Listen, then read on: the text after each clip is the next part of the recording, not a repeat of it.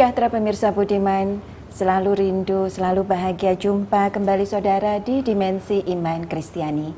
Acara yang melalui pelayanan media Antioquia kami rancang, kami kemas, kami siapkan khusus bagi saudara guna gali pertanyaan, kejar jawaban perihal berbagai fenomena dalam keseharian kehidupan kekristenan kita. Saudara, episode kali ini episode yang barangkali bisa saya golongkan istimewa karena hadir bersama kita kedua narasumber muda kita, George dan Kinan. Kita sapa mereka pemirsa. Shalom Kinan. Shalom George. Shalom Tante. Dan saudara, topik yang akan kita angkat bersama kedua narasumber muda kita adalah teori evolusi dan hubungannya dengan iman Kristen kita. Dan untuk itu tentu saja sudah hadir bersama kita juga pendeta kita, Pendeta Bigman Sirait. Shalom Pak Bigman. Shalom Anis. Saudara-saudara, evolusi selalu jadi gegap gempita yang hebat. Planet Aves, film tentang monyet-monyet, menceritakan bagaimana sebuah regenerasi pertemuan antara generasi berikut dan nenek moyangnya. Kira-kira idenya begitu ya. Sehingga bagaimana monyet yang cerdas, pintar, bermoral, tetapi monyet yang jahat lalu berkata bahwa manusia adalah akan menguasai kita dan seterusnya. Ide-ide nakal yang kemudian bertumbuh berkembang, lalu banyak sekali film-film yang berikutnya di seputar seperti itu, saudara. Walaupun sekarang kemudian berkembang jauh lagi, dominasi film itu ke makhluk-makhluk luar angkasa, alien misalnya. Nah, itu evolusi dari mana lagi? Gerangan itu akan menjadi satu isu saintik lagi yang akan datang. Tetapi menjadi menarik memang, evolusi ternyata mempengaruhi sangat kuat dan menggoncang banyak sendi-sendi keagamaan, khususnya ketika kita tidak mampu menjelaskan itu dengan konkret. Dan boleh dikatakan sains dikuasai oleh evolusi, sehingga isu penciptaan hanya ada pada lingkungan keagamaan. Nah, sekolah-sekolah private artinya sekolah-sekolah beragama, ya, khususnya tentunya kekristenan, menjaga prinsip yang penting untuk hal ini.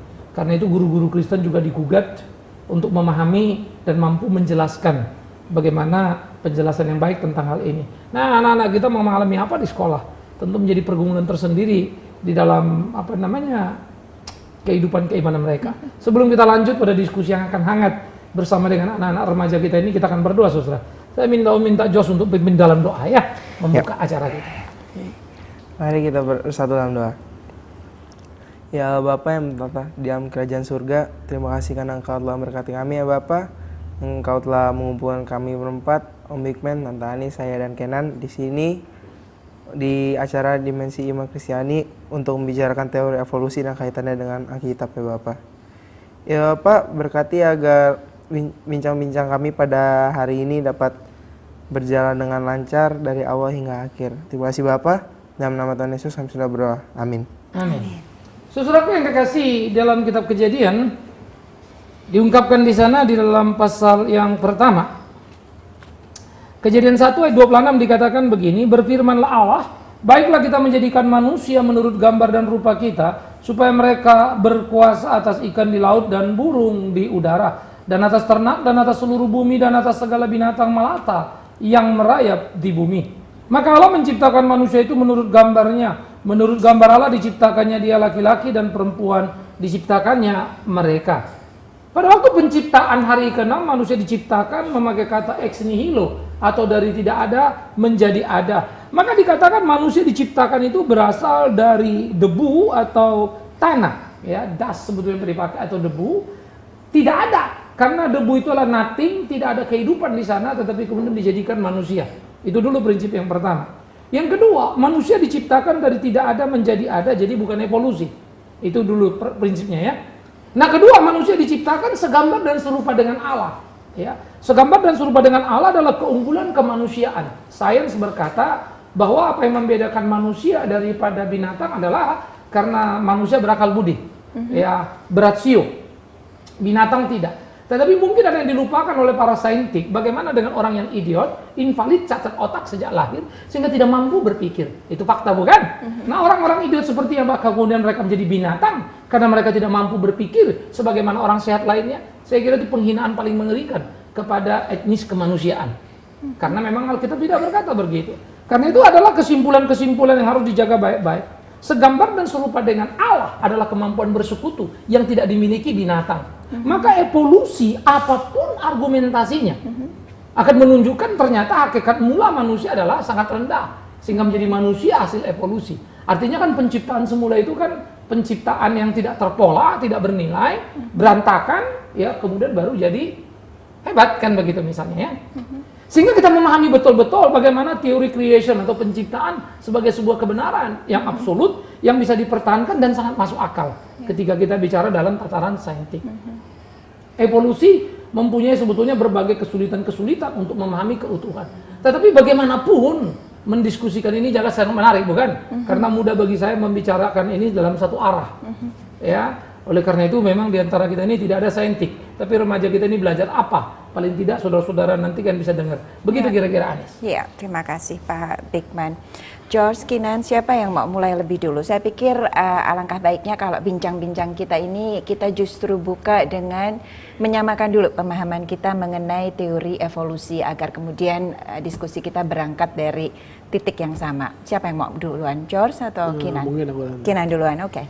Oke, jadi selama yang aku tahu, selama ini teori evolusi itu dicetuskan oleh Charles Darwin. Semua orang tahu. Yang kalimatnya yang paling terkenal adalah manusia itu berasal dari mempunyai nenek moyang yang sama dengan kera.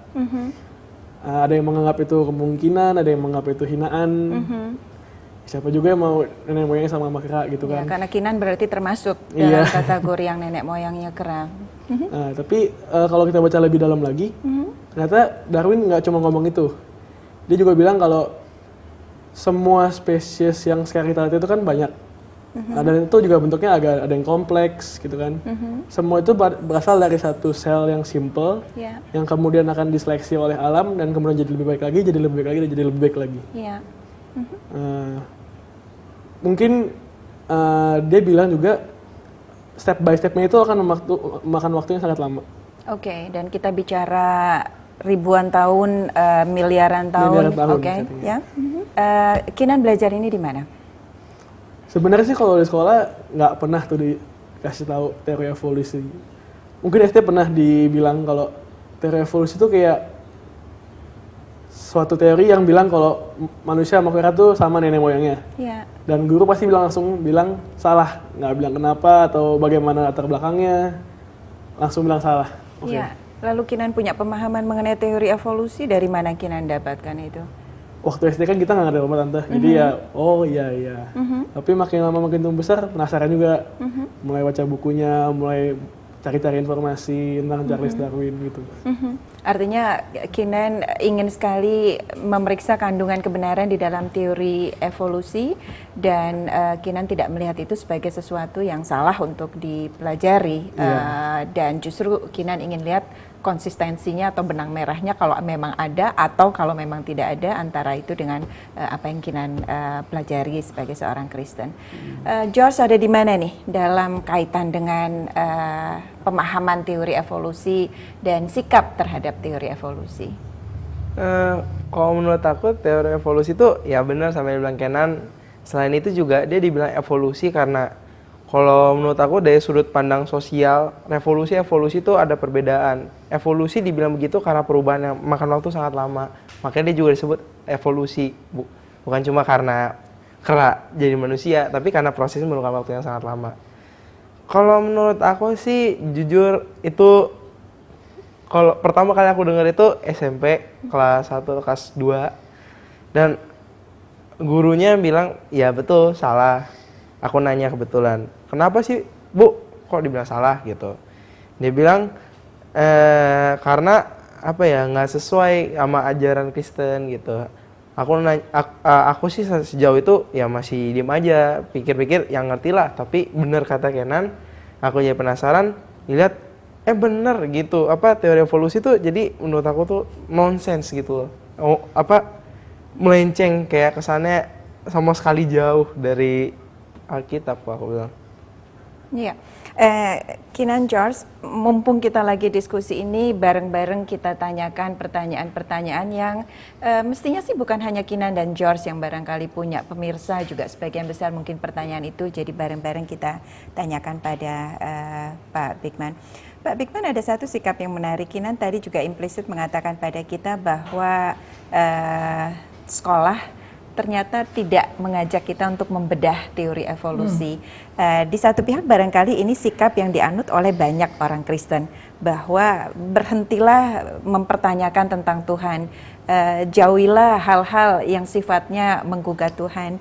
Sementara di sisi yang lain, kita ingin jadi manusia yang kritis, kita ingin jadi manusia yang bisa menjelaskan keyakinan kita. Kita ingin jadi manusia yang bukan hanya mengatakan A karena orang lain mengatakan A, tapi kita ingin paham kenapa kita mengatakan A. Pak Bigman, ada yang Pak Bigman mau komentari mengenai hal ini? Kita belajar dulu teori evolusi, pra-Darwin dan Darwin ke atas. Pra-Darwin teori evolusi sudah ada, sudah. Tetapi in species. Katakanlah dengan bahasa sederhana, ulat jadi kepompong, kepompong jadi kupu-kupu.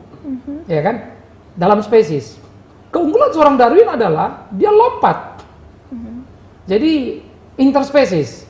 Jadi dari manusia bisa dari kera bisa jadi manusia.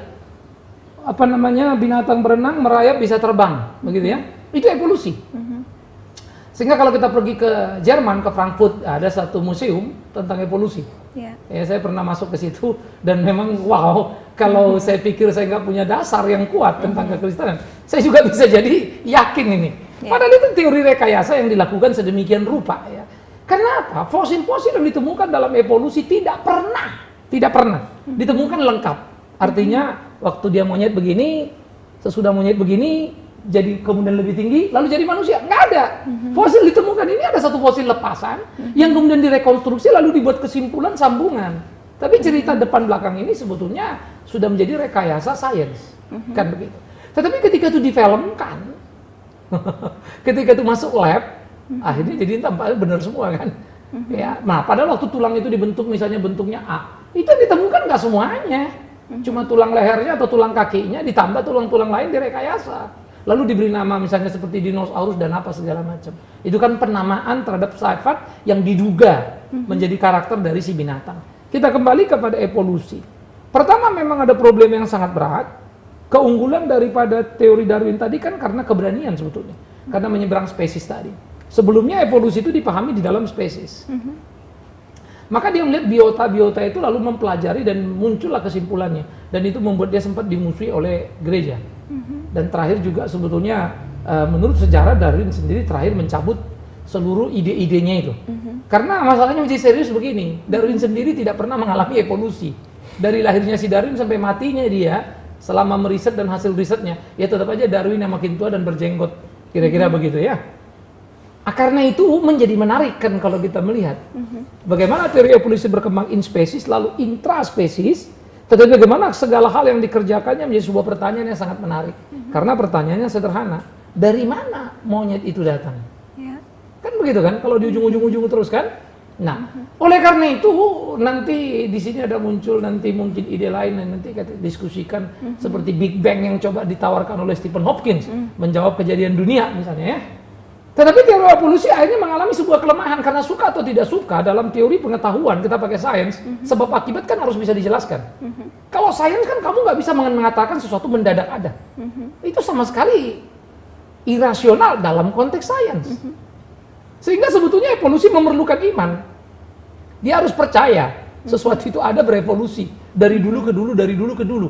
Akhirnya evolusi jadi iman, agama baru. Padahal dia mau berusaha jadi sains, tapi dia akhirnya jadi agama. Ini kan sebenarnya lelucon yang tidak lucu kan begitu ya. Tetapi itu memang jadi fakta. Hanya saja orang Kristen memang kayak kebakaran jenggot lalu buru-buru ketakutan semua. Menurut saya tidak perlu sebetulnya. Karena terlalu banyak hal yang menjadi problem. Satu, dari binatang berenang, mendarat, merayap, lalu terbang, gap design. Ternyata kalau di riset katanya menurut para saintik membantah saintik nih, struktur badan binatang terbang itu dengan binatang merayap beda sekali. Sehingga memahami perubahan evolusinya menjadi sangat sulit untuk dipahami. Dari struktur tulang belulang itu atau struktur badannya. Nah, ini menarik. Science to science kan. Jadi science lawan science kan begitu. Sehingga struktur yang sangat berbeda sekali. Yang kedua, kalau dibilang evolusi tadi adalah sesuatu yang makin baik, ternyata tercatat dengan aktual. Kita punya sejarah, ya. Believe it or not, suka atau tidak mudah terdeteksi. Katakanlah, dari zaman Nuh Adam 1000 tahun. Kita main bulat angka saja dulu gitu ya, supaya mudah. Zaman Nuh menjadi 120, Nuh sendiri lebih. Musa 120, tapi dia bilang 70. It's a true. Sekarang usia kita di kisaran 70. Lebih dari itu kesusahan. 80, 90 memang banyak hal yang membuat kita tua, sulit mendengar, sulit melihat, dan seterusnya. Nggak bisa lagi mencapai 120 misalnya. Artinya apa? Terjadi degradasi pada kualitas hidup. Turun, bukan naik. Iya kan? Nah jadi kita mengalami penurunan bukan penaikan. Soal kesehatan udah jelas. Diri kita ini makin rentan ini. Orang dulu imun terhadap banyak penyakit, sekarang kita malah jadi korban dari berbagai penyakit. Sehingga sebetulnya yang terjadi pemerosotan. Bagaimana menceritakan itu sebagai sebuah keunggulan. Nah ini kan memang jadi berat. Dan yang ketiga, evolusi. Jos tadi coba mendekati dari perspektif sosiologi. Revolusi itu kan berlangsung cepat, evolusi berlangsung lambat. Nah yang repot, kalau kita bilang 10, sejuta, 1000, semiliar tahun manusia itu bergerak, saya selalu mengajukan pertanyaan statistik yang sederhana sekali. Ya, kalau kita mundur sekarang umur dunia ini, katakan 2011, sudah berumur 1 miliar misalnya. Kita mundur kira-kira, kalau betul umur dunia ini sudah miliaran, berapa penduduk bumi sekarang? Dengan teori statistik, perkembangan manusia ada masa kekosongan, perang, bunuh-bunuhan gitu kan, lalu ada titik perkembangan. Kita mundur saja, kita format ke belakang. Berapa sih? Teori sosiologi, antropologi menemukan misalnya tahun batu, tahun ini ya manusia di sekitar puluhan ribu atau ratusan ribu, puluhan ribu tahun, belasan ribu tahun, kan begitu ya. Nah, tetapi kemudian teori evolusi mengembangkan lagi, temukan manusia ini, fosil itu, dikembangin lagi sekian juta tahun dalam teori itu kan begitu. Tetapi yang tadi saya bilang, kalau kita balikkan, jangan bilang 1 juta tahun saja, sulit menjelaskan. Kenapa dalam bilangan perkembangan manusia di kekinian penduduk begitu luar biasa? Ambil contoh 2010, 2000 penduduk bumi 6 miliar, 2050 50 tahun kemudian menjadi 6 miliar menjadi 8 miliar, sekian. 2150 tahun kemudian menjadi 10 miliar, sekian. Perkembangan yang sangat dahsyat. Kalau kita mundur ke belakang 1945 DKI berapa penduduknya? Dalam sekejap, 2010 gitu kan, berapa banyaknya. Bagaimana lagi kalau itu 1 juta tahun ke belakang? Ya silakanlah jelaskan dalam teori statistik. Nah kan kita mesti bertanding dari semua teori dong. Kan sains nggak bisa menang seenaknya aja istilahnya gitu loh. Nah statistik gimana? Kan gitu. Sehingga sebetulnya banyak sekali kelemahan yang tidak mendukung. Tetapi kepercayaan evolusi berkembang karena kekecewaan pada gereja. Harus diakui juga. Karena gereja pernah kecewa. Sains itu, para saintis kecewa sama gereja. Gereja yang memerintahkan pembunuhan Galileo. Hanya karena berkata bumi itu bulat dan berputar. Dan terbukti benar. Dan terbukti dia benar. Sehingga gereja dianggap fatal salah. Maka saya akan berkata kalau Anda saintis dan nonton film ini, dengar bincang-bincang ini demi Tuhan yang hidup. Biarlah kau jujur pada batinmu dan bertanya pada dirimu tentang kemungkinan Tuhan di hidup ini. Ya, sebelum berkata tidak ada, hanya sebuah pemahaman yang kita buat saja. Ya, kalau memang gereja salah, ya siapa bilang tidak. Tapi kan tidak berarti Alkitab atau Tuhan yang salah. Kan begitu. Jadi ternyata bukan cerita baru bahwa gereja itu salah dan dalam berseberangan dengan ilmu, Pak Bigman. Sama ya, sebentar saya tambah. Sebelum Galileo mengatakan bumi bulat dan berputar, sebelumnya udah ada Kopernikus. Sebelumnya lagi sudah ada sains, pemahaman itu ada, tapi masih parsial. Ledakannya pada Galileo, karena dia kemudian jadi korban dibunuh. Andai kata Kopernikus yang dibunuh, dia akan jadi tokohnya. Ya, begitu pula dengan Charles Darwin. Sebetulnya teori evolusi ada in species, tapi dia coba memikirkan lompat sehingga itu jadi isu yang besar kan gitu. Tapi pembuktian tetap tidak menjadi jalan. Anda mungkin aku mau nambahin sebentar. Yuk, silahkan. Charles Darwin itu orang yang jenius kan, pertama. Dia lulus di Cambridge biologi. Nggak mungkin kan dia mikirin sesuatu dengan sesalan gitu kan. Pasti dia mikir sesuatu tuh matang pasti kan. Kenapa ini nggak begini, kenapa itu nggak begitu. Oke, terus mungkin dalam hal yang tadi akan berevolusi menjadi hal yang lebih baik dan lebih baik. Mungkin konteksnya bukan dalam umur, tapi bagaimana cara berpikir gitu kan. Dia bilang dari kera kan pikir simple, dia mau makan, main, istirahat gitu kan. Mungkin dia pikir, kera ini ntar jadi evolusi terus menerus jadi manusia kera, atau yang kita sebut kalau di sejarah Pithecanthropus erectus, ya kan, manusia kera yang berjalan tegak. Lalu mungkin nanti berevolusi jadi kita manusia yang cara pikirnya udah jauh, yang sudah bisa bikin komputer, udah bisa bikin hal-hal lainnya yang udah teknologi canggih gitu kan. Mungkin Charles Darwin berpikir secara konteksnya itu loh. Nah, ini menarik. Maka kalau kita melihat itu lagi, the quality kan ya, apakah sudah dibuktikan bahwa manusia makin pintar? Nah, ini memang jadi persoalan menarik kan. Karena ternyata apa yang kita kembangkan sekarang sudah ada dulu kan. Semua teori Archimedes, teori hukum Boyle apa, itu yang dikembangkan baik ke pesawat terbang dan lain-lain. Kalau gitu mereka jauh lebih pintar dong ya. Karena penemuannya itu penuh grace, yang lain kan cuma mengembangkan. Ambil katalah dengan kerumitan nada-nada yang dimainkan Beethoven dalam musiknya. Udah 100 tahun lebih nanti ini. Ratusan tahun sudah berjalan, nggak ketemu orang. Sekarang bisa mainkan kayak Beethoven aja sudah dianggap apa? Jago. Bukan Beethoven kok, main kayak Beethoven, memainkan musiknya, udah dianggap hebat. Lalu generasi orang-orang seperti Johann Sebastian Bach apa tidak muncul lagi. Misalnya, ini kejeniusan. Lalu kita mundur lagi ke piramida misalnya ya, pembangunan di Mesir misalnya kan, yang sampai sekarang 1001 teori berkira-kira. Ini gimana nih orang zaman dulu membangun piramida yang batunya lebar 2 meter, panjang 20 meter. Ininya 2 meter, 2 meter, panjang 20 ribu, beratnya tontonan. Ini gimana disusun ke atas itu? Saya tahu ceritanya, tapi kalau saya baca saya pikir-pikir lagi. Oke lah boleh angkat satu, tapi jadi tumpuk terus kerucut dan bisa rata. Oke. Kan kadang kita jadi berteriak ya. Orang coba membuat duplikasinya, ya babak belur juga. Nah karena itu ada sebetulnya hal-hal yang kemudian jadi pertanyaan. Misalnya dalam dunia psikologi, teori-teori Sigmund Freud sampai sekarang itu dipegang. Kan, gitu. Artinya orang mau berteori kemanapun tetap saja pendapat dia menjadi acuan lagi. Loh, masa nggak maju-maju sih? Misalnya. Ya. Lalu mundur lagi ke belakang Comte, ya, sosiolog. Lalu kalau Sigmund Freud adalah seorang psikolog, dua-duanya jadi ateis nih. Gitu ya. Yang kemudian karena berpikir tidak kenal Tuhan, tapi teorinya tetap dipakai. Cuman jadi lucu kalau kita teliti di kemudian hari, apa yang membuat mereka kehilangan sebetulnya adalah mereka kehilangan Tuhan. Andai kata mereka bertuhan, saya pikir semua teori mereka akan jadi sangat luar biasa ya. Ya, saya menelaah, meneropong latar belakang pikiran, coba saya giring misalnya kalau jadi teologi gitu ya, waduh menarik banget itu. Nah, ditambah lagi kan kalau kita bilang dulu teori psikologi tentang karakter atau temperamen, Yunani kuno sudah menyebut 4 itu kan, kolerik, sanguin, phlegmatik dan melankolik misalnya. Psikologi nggak maju-maju tuh, hanya malah menyimpelkan lagi ekstrovert, introvert. Sebetulnya ini maju apa mundur saya juga nggak tahu, gitu kan? Lebih unik yang dulu tuh kan gitu ya, dengan berbagai unsur. Karena itu banyak fakta-fakta yang menunjukkan degradasi, inequality tadi.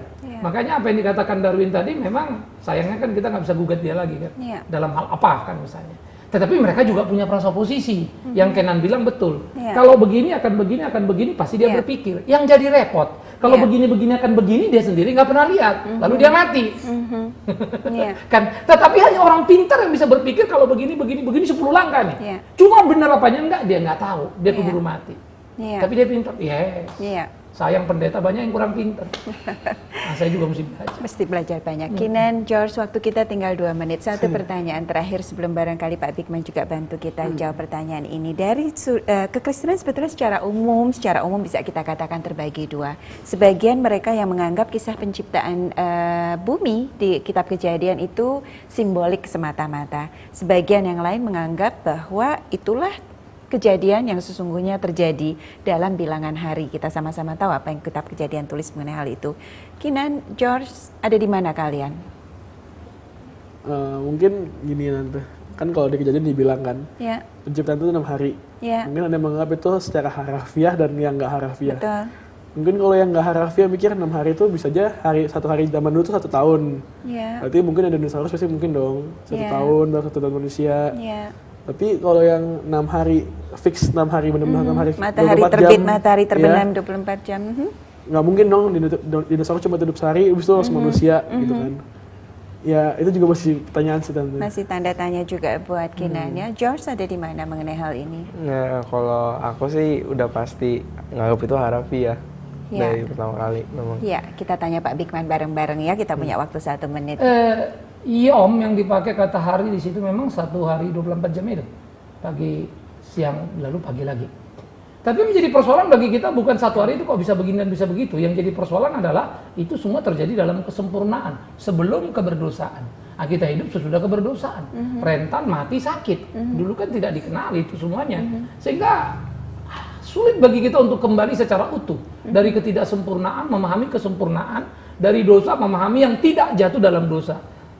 Unsee the quality different banget, begitu ya. Sehingga persoalan satu hari itu perbedaan kualitasnya, bukan soal panjangnya.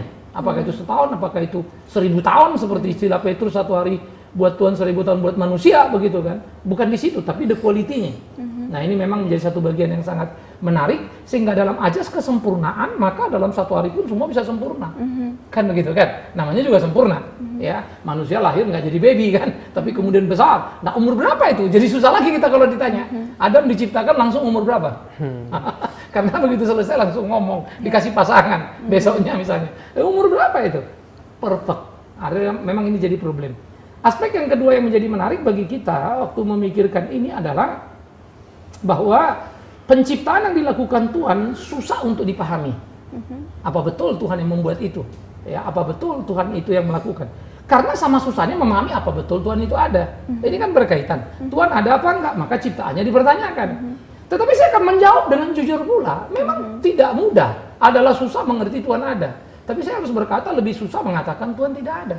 Karena kalau Tuhan ada, kita ada satu link yang bisa kita ceritakan. Tuhan nggak ada, bubar semuanya. Nah, pertanyaan berikutnya, kenapa kita susah ngerti Tuhan ada? Kenapa Tuhan tidak membuat mudah untuk dimengerti Dia ada? Saya jawab sederhana, bukan Tuhan susah dimengerti, dosa kita membuat kita jauh dari Dia. Jadi jangan mempersalahkan Tuhan atas keberdosaan kita. Kan begitu. Aspek yang ketiga, kalau begitu kenapa Tuhan biarkan semua? Lalu terjadi sepertinya di kaca balau, artinya ada evolusi, ada ini, ada itu. Saya jawab lagi sederhana, bukan Tuhan biarkan. Tuhan membuat itu akan menuju pada penyempurnaan yang kekal. Langit baru, bumi baru Dia akan berikan, di mana kamu tidak bingung. Persoalannya, berimankah kita menyeberangi ini? Maka itu, kekristenan yang tidak evolusi tadi, ternyata bergerak maju secara bertanggung jawab penuh. Dan terakhir, evolusi juga harus dipahami dalam 2 dimensi saya kira. Pertama, evolusi yang teistik. Ini ada, seorang pastor Katolik, Tiergarten, mengembangkan itu. Karena evolusi cenderung ateistik. Karena Tuhan nggak ada kan, semuanya terjadi. Nah itu yang kemudian menjadi agamanya, yang dikembangkan secara kuat oleh Hitler. Sehingga bunuh manusia jadi sah-sah saja. Dan itu juga yang merasuk Karl Marx, sehingga membangun sosiologi yang sangat luar biasa dalam komunitas, tetapi non Tuhan. Jadi konsekuensi banyak sekali gitu ya. Nah inilah yang harus kita pikirkan sama-sama, Suster. Ya sayang waktu juga untuk mendiskusikan diskusi 3 tahun jadi diskusi 30 menit. Iya. Enggan berpisah sebetulnya pemirsa, tapi waktu betul-betul membatasi kebersamaan kita. Itu sebabnya saudara tetaplah setia jalan setiap episode Dimensi Iman Kristiani berikutnya. Karena acara itu memang kami kemas, kami siapkan khusus bagi saudara dengan harapan berkati kita semua. Kita syukur iman Kristen kita saudara, kita minta Pendeta Bigman Sirait pimpin kita akhiri kebersamaan kita. Jangan lupa, susah untuk mengerti Allah ada, saya mengerti. Tapi jauh lebih susah untuk berkata Allah tidak ada. Itu sudah pasti. Karena itu saudara, belajar untuk mengerti kebenaran dalam pimpinan Roh Tuhan adalah penting. Jangan bersembunyi di balik Alkitab lalu berkata, memang apa yang Tuhan lakukan tidak masuk akal. Tidak mungkin. Semua yang Tuhan kerjakan, akal kita akan dimampukan oleh Roh Kudus. Takut akan Tuhan, permulaan pengetahuan. Ayo orang Kristen keluar, jangan bersembunyi di balik ketidaktahuan. Tapi katakanlah kebenaran, biarlah Tuhan dipermuliakan. Kembalikan segala puji hormat bagi Dia, Sang Pencipta kita. Kita berdoa, kita minta Kenan untuk tutup dalam doa. Ayo kita berdoa. Ya Tuhan, terima kasih atas berkat-Mu Tuhan pada kami Tuhan sepanjang perbincangan Tuhan selama 30 menit ini. Kau telah membawa kami dalam begitu banyak perdebatan, pertanyaan-pertanyaan yang menanyakan tentang teori evolusi dan hubungannya dengan firman-Mu ya Tuhan. Tuhan kiranya acara kami yang hanya 30 menit ini dapat menjadi berkat Tuhan untuk pemberitaan firman-Mu dimanapun umat-Mu berada Tuhan. Ya Tuhan, terima kasih dalam nama-Mu bersyukur. Amin. Amin.